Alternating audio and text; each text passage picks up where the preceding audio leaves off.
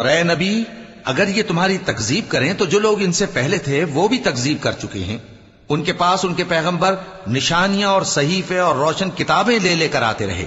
پھر میں نے کافروں کو پکڑ لیا، سو دیکھ لو کہ میرا عذاب کیسا ہوا.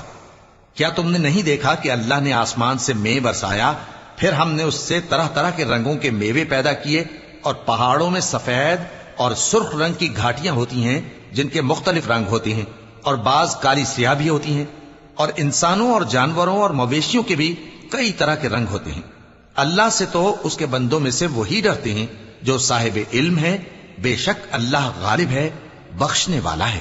جو لوگ اللہ کی کتاب پڑھتے اور نماز کی پابندی کرتے ہیں اور جو کچھ ہم نے ان کو دیا ہے اس میں سے پوشیدہ اور ظاہر خرچ کرتے ہیں، وہ اس تجارت کے فائدے کے امیدوار ہیں جو کبھی تباہ نہیں ہوگی، کیونکہ اللہ ان کو پورا پورا بدلہ دے گا اور اپنے فضل سے کچھ زیادہ بھی دے گا.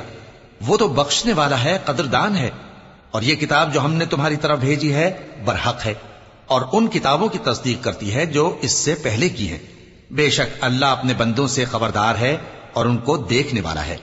پھر ہم نے ان لوگوں کو کتاب کا وارث ٹھہرایا جن کو اپنے بندوں میں سے برگزیدہ کیا، تو کچھ تو ان میں سے اپنے آپ پر ظلم کرتے ہیں اور کچھ میانہ رو ہیں، اور کچھ اللہ کے حکم سے نیکیوں میں آگے نکل جانے والے ہیں. یہی بڑا فضل ہے.